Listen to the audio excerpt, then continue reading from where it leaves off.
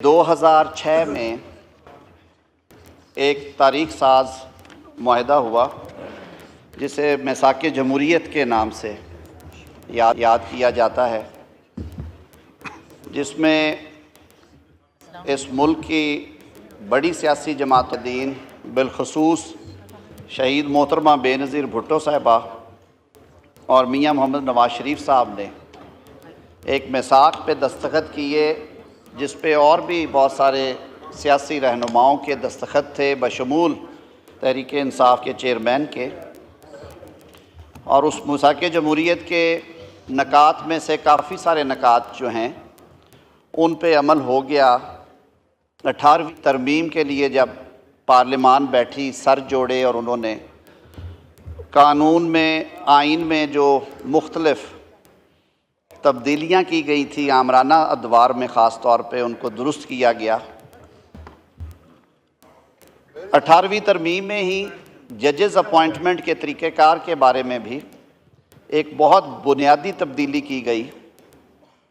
वज़ीर आज़म और सदर ने अपना ये इख्तियार छोड़ा, क्योंकि 18वीं तरमीम से पहले जो आला अदलिया, हाई कोर्ट्स और सुप्रीम कोर्ट और फेडरल शरीयत कोर्ट के जजेस का तकर्रुर वज़ीर आज़म की एडवाइस पे और चीफ़ जस्टिस ऑफ पाकिस्तान या मुतलका चीफ़ जस्टिस साहिबान की कंसल्टेशन से सदर मुमलिकत फरमाते थे।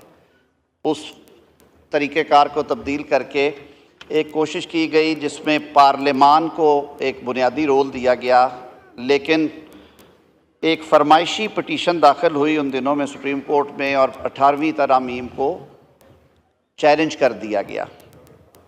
और फिर आप सबके ये नोटिस में है बात कि किस तरह बाजू दबा के मैं कहूँगा 19वीं तरमीम मंजूर करवाई गई इस ऐवान से। आप में से बहुत सारे उसका हिस्सा थे और 19वीं तरमीम के नतीजे में जो असल रूह थी, एक ट्रांसपेरेंट निज़ाम आला अदलिया के जजेस की अपॉइंटमेंट का, ताकि वहाँ पे जो नेपोटिज़म है, उकरबा परवरी है, दोस्तियाँ हैं, उनकी बुनियादों पे एलिवेशंस रोक दी जाएं, वो दुरुस्त करने की कोशिश की गई थी।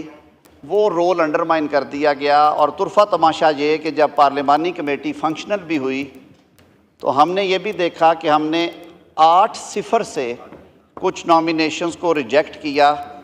तो अगले ही रोज़ हाई कोर्ट के एक सिंगल बेंच ने पार्लिमान की उस मजबूत तरीन कमेटी को, जिसमें आधे अरकान अपोजिशन के, आधे हुकूमती बेंचों के थे, उसको परे फेंक दिया और हुक्म इम्तियाज़ी जारी कर दिया या ऑर्डर किया कि इनका ओथ होना चाहिए।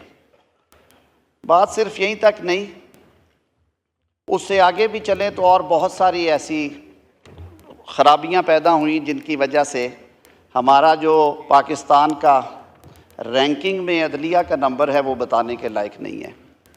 जनाब स्पीकर, पाकिस्तान भर की बार बॉडीज़, बार एसोसिएशंस, पार्लिमान ने भी इसके बारे में आवाज़ उठाई। उसके साथ साथ जो मिसाक़ जमहूरियत का हमारा एक सबसे बड़ा अधूरा एजेंडा था आइनी अदालत का, उस पे 18वीं तरमीम के बाद इस दफ़ा जब ये असम्बली बनी है तो इस ऐवान में बैठे कायदीन ने कहा कि हम उसको दुरुस्त करना चाहते हैं।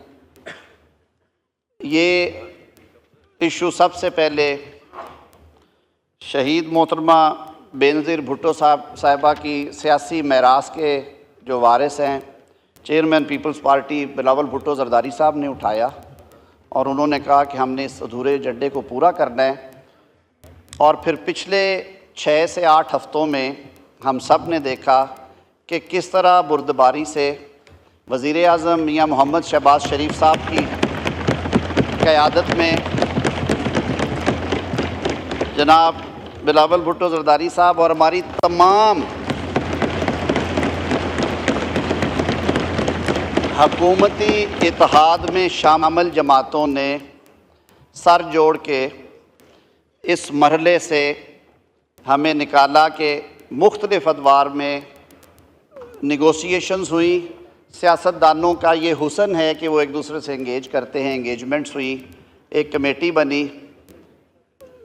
जनाब ने सैयद खुर्शीद शाह साहब, जो बिलाशुबा हमारे बुज़ुर्ग हैं इस ऐवान में, उन्हें इसकी सरबराही सौंपी, जिसमें सेनेट और कौमी असम्बली में जितनी सियासी जमातें पार्लिमानी प्रेजेंस वाली हैं उनके पार्लियामेंट्री लीडर्स या उनके नॉमिनीज़ को शामिल किया गया और मुझे ये ज़िम्मेदारी दी कि मैं मुख्तलिफ़ औक़ात में वो जो ड्राफ्ट हैं मुसवदा है वो शेयर भी करूं, कुछ नकात भी शेयर करूं। और वो क्योंकि अभी स्केलेटन स्टेज थी उसमें फिर सारी ये गुफ्तगू आगे चलती गई। मैं इस मौके के ऊपर जनाब स्पीकर शुक्रिया अदा करूंगा अपने तमाम जो हमारे एलाइज़ हैं कि उन्होंने किस तरह इसमें अपनी इनपुट दी। हमारे बुज़ुर्ग सियासतदान मौलाना फजलुर रहमान साहब का रोल भी चेयरमैन बिलावल भुट्टो साहब इस पर रोशनी डालेंगे, वो भी काबिल तहसीन रहा।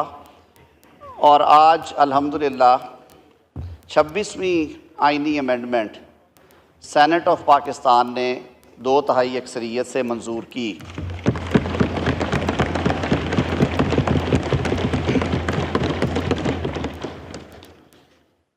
जनाब स्पीकर, क्लीन एनवायरनमेंट आजकल सबसे बड़ा इशू है। कहा जाता है कि अगर हमारी नस्ल ने आज से कमर ना कसी और इस पे एक्शंस ना शुरू किए तो शायद बहुत देर हो जाएगी और आने वाली नस्ल के लिए हम ये कुर्रा अर्ज़ शायद इस तरह से ना छोड़ पाएँ। तो 9A इंट्रोड्यूस करवाया गया है जो कि फंडामेंटल राइट एक क्रिएट किया गया। शायद दुनिया के शायद पहले ममालिक में से पाकिस्तान को ये एजाज़ हासिल हो जिसने अपने आइन में फंडामेंटल राइट के तौर पे इसको एक्नॉलेज किया है। और article 9A clean it reads every person shall be entitled to a clean healthy and sustainable environment, ताकि वफाकी हुकूमतें और सूबाई हुकूमतें अपने शहरियों के लिए इस बारे में मुस्बत इक़दामात कर सकें। जनाब स्पीकर, इसके अलावा आला अदालतों में जजेस की appointment, chief justice of Pakistan की अपॉइंटमेंट और उसके लिए जो रवायत जुडिशल कमीशन ऑफ पाकिस्तान ने कंसेंसस के साथ अपनाई, एक कमेटी बना के जिसकी सरबराही जस्टिस मंसूर अली शाह साहब फरमा रहे थे कि उन्होंने कहा कि हाई कोर्ट्स में जब चीफ़ जस्टिस का तकर्रुर होगा तो फर्स्ट 3 में से होगा। उसी असूल को यहाँ भी इंट्रोड्यूस करवाया गया और सीनियर मोस्ट 3 जजेस जो हैं उनके पैनल में से इस पार्लिमान की कायम करदा कमेटी जिसमें 8 कौमी असम्बली के अरकान और 4 सेनेटर्स होंगे, वो 12 रुकनी कमेटी 2/3 के साथ चीफ़ जस्टिस के उन 3 सीनियर मोस्ट जजेस के पैनल में से चीफ़ जस्टिस पाकिस्तान के लिए नॉमिनेशन करेगी। चीफ़ जस्टिस पाकिस्तान के म्याद ओहदा जो है वो 3 साल मुकर्रर की गई है, बावजूद कि जब हमने देखा कि 6 और 7 साल वाले लोग यहाँ पे आए तो फिर क्या हुआ इस मामले के साथ। कुछ कॉन्सिक्वेंशियल अमेंडमेंट्स हैं जिसकी वजह से क्लॉजेस ज़्यादा होंगी। कुछ अमेंडमेंट्स आज सेनेट में फ्लोर ऑफ हाउस,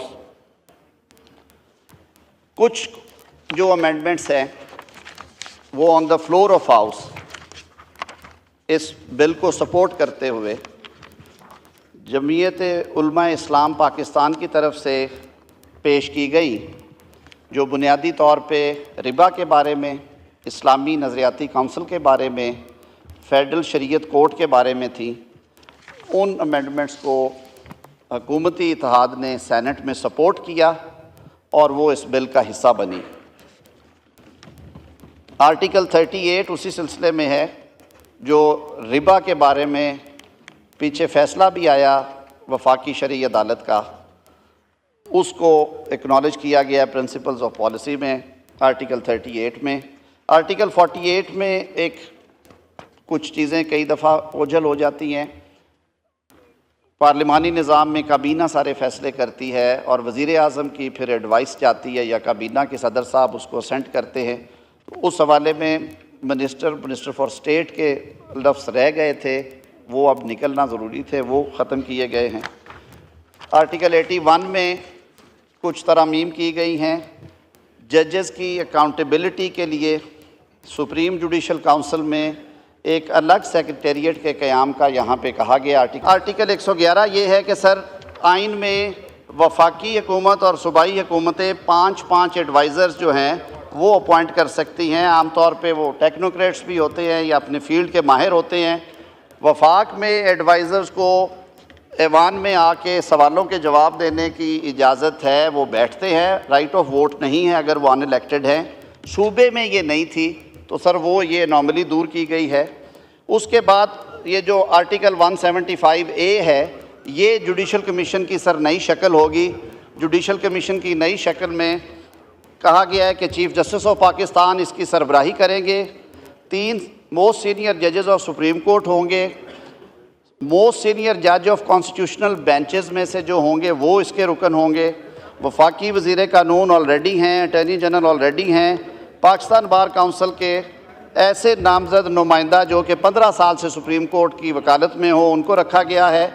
सेनेट और कौमी असम्बली से सर जो हमारी पार्लिमानी कमेटी थी उसका हमने रोल चेंज किया, साइज़ चेंज किया, तो 4 पार्लियामेंटेरियंस उस कमीशन के मेंबर्स बनाए गए हैं। 2 सेनेटर्स, 2 MNAs, 1 अपोजिशन से, 1 ट्रेजरी से to be nominated by leader of house and leader of opposition.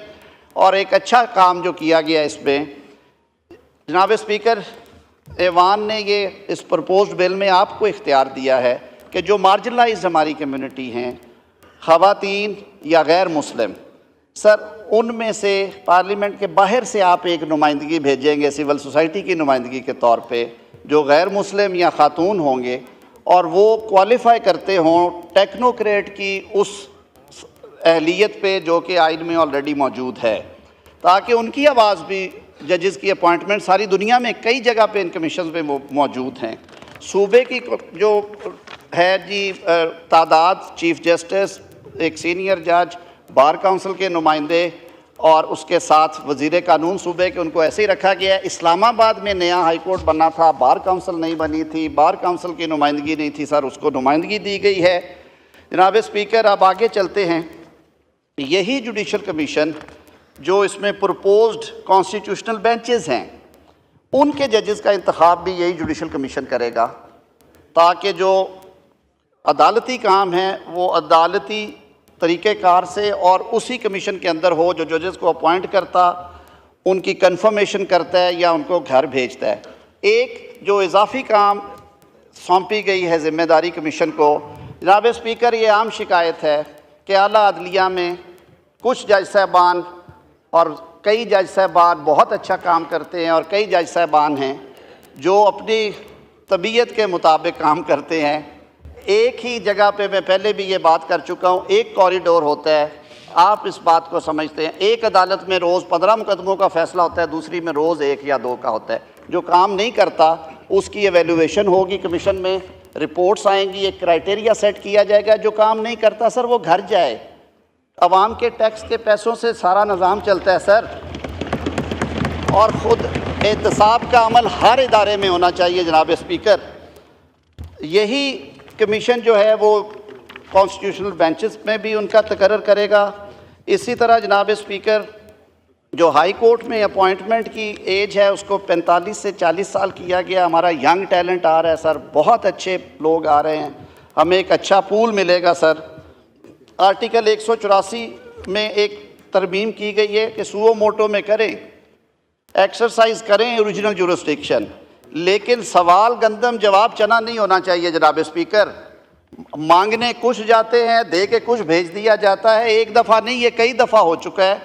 उसकी एक स्टेटमेंट दी गई है कि जो कानून की पहले ही मंशा है कि जो मांगा जाए, जो प्रेयर होगी, जो मुद्दा होगा, जो कंटेंट्स होंगे एप्लीकेशन के, आप उसमें रह के आप फैसला करें। ये वहाँ पे तरमीम की गई है। आर्टिकल 186 में सुप्रीम कोर्ट की पावर्स है एक सूबे से दूसरे सूबे में केस ट्रांसफ़र करने की, और जहाँ पे ऐसा केस आए जिसका इम्पैक्ट पूरे मुल्क पे आए, पंजाब में बैठ के या सिंध में बैठ के ऐसा पास ऑर्डर करे जिसका इतलाक़ खैबर पख्तूनख्वा से लेके बलूचिस्तान तक भी हो रहा है, तो वो केस की नोयत को देखते हुए सुप्रीम कोर्ट अपने पास भी उसे रख सकती है। जनाब स्पीकर, इसी तरह 191A जो है constitutional benches in the supreme court, उनका कॉन्स्टिट्यूशनल कोर्ट के जो दोस्तों ने कहा कि उसके सब्स्टिट्यूट के तौर पे उनको यहाँ पे शामिल किया गया है। Judicial commission of Pakistan nominate करेंगे नंबर ऑफ़ जजेस जो कि कॉन्स्टिट्यूशनल वर्क करेंगे, 184 की 186 की जुरिस्डिक्शन एक्सरसाइज करेंगे। जो हाई कोर्ट से नीचे से फैसले आते हैं, जो कॉन्स्टिट्यूशनल इंटरप्रटेशन या लीगल इंटरप्रटेशन जुड़ी हुई कॉन्स्टिट्यूशन से, फंडामेंटल राइट्स के हवाले से, उन अपीलों के फ़ैसले भी वो करेंगे ताकि बाकी सुप्रीम कोर्ट इन मामलात से हट के जो आम लोगों के मुकदमात हैं जिनकी तादाद 60,000 है उनको रिलीफ दे सकें। और ये स्पेशल कॉन्स्टिट्यूशनल बेंच दीगर अमूर भी निपटाएंगे, लेकिन इन कैटेगरीज़ ऑफ केसेस को ये कॉन्स्टिट्यूशनल बेंच डील करेंगे। जनाब स्पीकर, इसी तरह हाई कोर्ट्स के लिए भी कॉन्स्टिट्यूशनल बेंचेस जो हैं वो मुतारफ़ कराए गए हैं। सारा मैकेनिज़्म दे दिया गया है आइन में। एक किया गया है कि सूबाई खुद मुख्तारी को सामने रखते हुए हाई कोर्ट्स में जब ये राइज करना है उसके लिए उस मुतलका सूबे की असम्बली और इस्लामाबाद हाई कोर्ट की सूरत में जॉइंट सिटिंग में 51% वोट्स के मेजॉरिटी वोट्स के साथ जो है उसका एक रेजोल्यूशन पास होगी, जिसके बाद सूबाई हाई कोर्ट्स में भी मुतलका हाई कोर्ट में वो बेंचेस बन जाएंगे। सर, ये मेन सैलिएट फीचर्स हैं। मैंने जैसे अर्ज़ किया, जुडिशल काउंसिल के इख्तियारात को बेहतर किया गया, टाइमलाइंस दी गई हैं कि वो इसको पेंडिंग ना रखें। जैसे मैंने अर्ज़ किया था रिबा के बारे में, फेडरल शरीयत कोर्ट के बारे में, और मैं तमाम सियासी जमातों का और बिलखसूस chairman Pakistan peoples party Bilawal Bhutto Zardari साहब का शुक्रगुजार हूँ। उन्होंने बहुत मेहनत की है। हमारे बुज़ुर्ग सियासतदान हैं मौलाना फजलुर रहमान साहब और उनकी लीगल टीम ने बहुत इस पर अरकरेज़ी की है। और हमारे जितने इत्तेहादी जमातें हैं मुस्लिम लीग नून के साथ इस हुकूमत में, MQM है, इस्तेहकाम पाकिस्तान पार्टी है, DAP है,